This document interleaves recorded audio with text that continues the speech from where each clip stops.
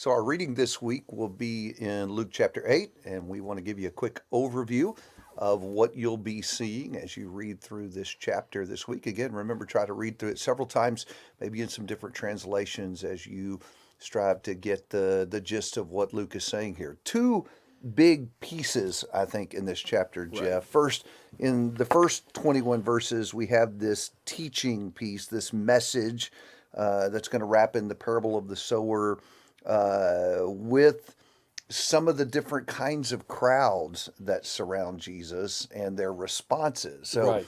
we have the message in the middle, Right. but then there are these bookends that really display some of the people. Two different that kinds of people. Yeah, well, yes, going back to chapter 7, I think Correct. you were saying that even Right. back in chapter 7, we saw the same thing with the Pharisee and the woman. Right, the last story in chapter 7. And so now we see this continuing in 8. Right.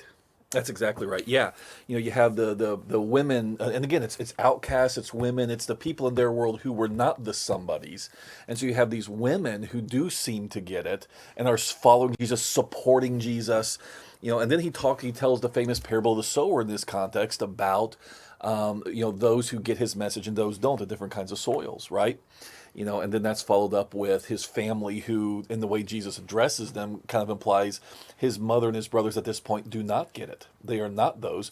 It's those who do the will of God who are the people who get it, who receive the word well. Yeah, same contrast in the front side of that bookend in the first 3 verses where he does mention the 12, but boy, he gets past them really quickly. Yeah. And goes on to talk about the women, which for that culture Right. would have been unusual, but not just any women. Well, no. These are ironically well-placed women or women with sordid stories. I mean, that's the irony. They're really an eclectic mix of women. You have Mary Magdalene, who had 7 demons driven out of And her. he tells us that. Yeah, and that's the thing. Yeah, I mean, these, that's an embarrassing detail. That's one of your preferred, evidences for the legitimacy of these stories. And then you have, the wife of Herod's steward. She's well-to-do and high-placed. So you have these, and by the way, maybe the reason the 12 are brushed over, these women are doing better than the 12 are at getting it. I mean, you finish chapter 7 and you say, wow, Jesus is impressed with that woman. She gets it. The 12 aren't there yet. Yeah, that's exactly right. So watch for that contrast as you're reading through chapter 8 between who it is that gets it, who has faith, And strong faith. and who struggles or doesn't Right. have faith. That's an interesting contrast. Now, one other thing about the message itself, the parable for many Bible students is familiar. It's in Right. other gospels, and so it's one that we've heard before, one that's relatively simple in its Right. message. So as you're going through, pay attention to what happens to the seed in the initial part of the story.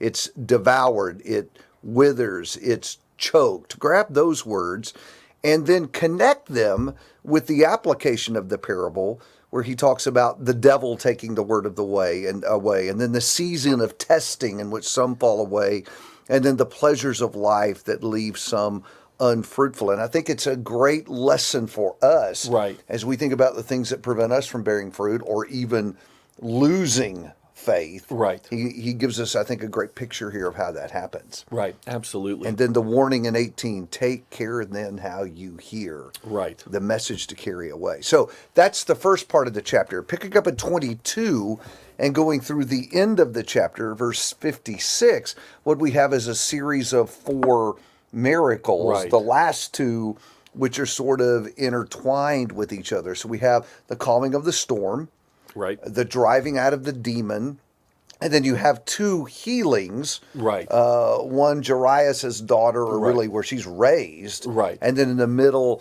the healing of the woman with the hemorrhage. But Right. not 4 independent miracle stories. In fact, clearly not with the last 2 because they're actually sandwiched together. Right. They're really commentating. all 4 kind of work together. Right. I think especially coming out of that last section where you got Jesus establishing you need to listen and see well and understand who he is, and the word of God will bear fruit.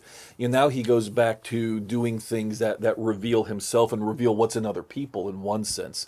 That first miracle, the stilling of the storm, that's not something even prophets did. This power over nature is revealing him. Again, he's kind of going back to bread and butter. Now, do you see him yet? And coming out of this, how you receive the word, are you receiving it and bearing fruit? Do you see who he is yet? Because he does a God moment. That's why the disciples are shocked by it. The women are getting it. The disciples are still shocked. He asked him in 25, where is your faith?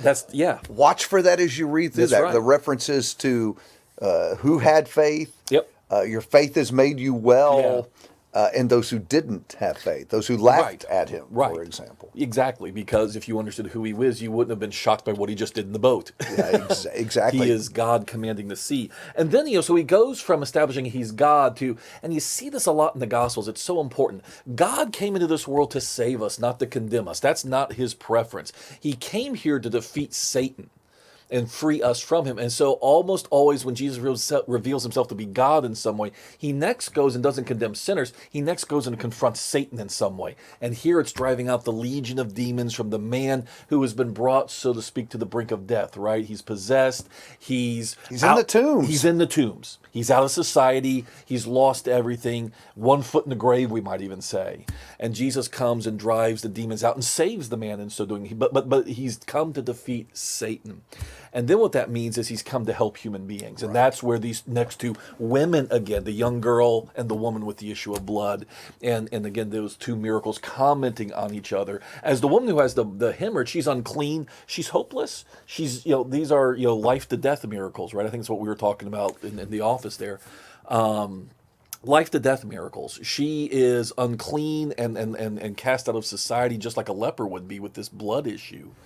And Jesus, is able to heal her. But she comes to him in faith. I mean, that's the thing. Jesus is once again marveling at her faith, even as the disciples didn't get it in that previous miracle. I think that, as you rightly point out, all 4 of the stories assign the word you want. All 4 of them are hopeless cases. Yes. Or Yes. all 4 of them in their own way are dead. As the disciples are facing the storm, what can we do against nature? Right. We're dead. This storm will We're gonna overpower sink. us. We can't control it. Right. We know that living on the Gulf Coast with a hurricane coming, That's right? right. That's right. Nothing you can do to control the storm. Right. The man with the legion of demons already is living among the Yeah. tombs. The woman with the hemorrhage is now Exhausted her money with the physicians. and unclean and can't do anything about it. Right. And then the child is dead. Yeah. The child is dead. And yet what we find with each miracle is Jesus' power over the hopeless, power over the death itself, and Right. able to bring each person back. So Right. think about that as you go through, and grab those references to faith and belief and contrast them with those who didn't believe. Look at those 2 different groups. Some accepted him, some rejected him. That doesn't always go as we would anticipate. We hope you enjoy your read in Luke 8 this week.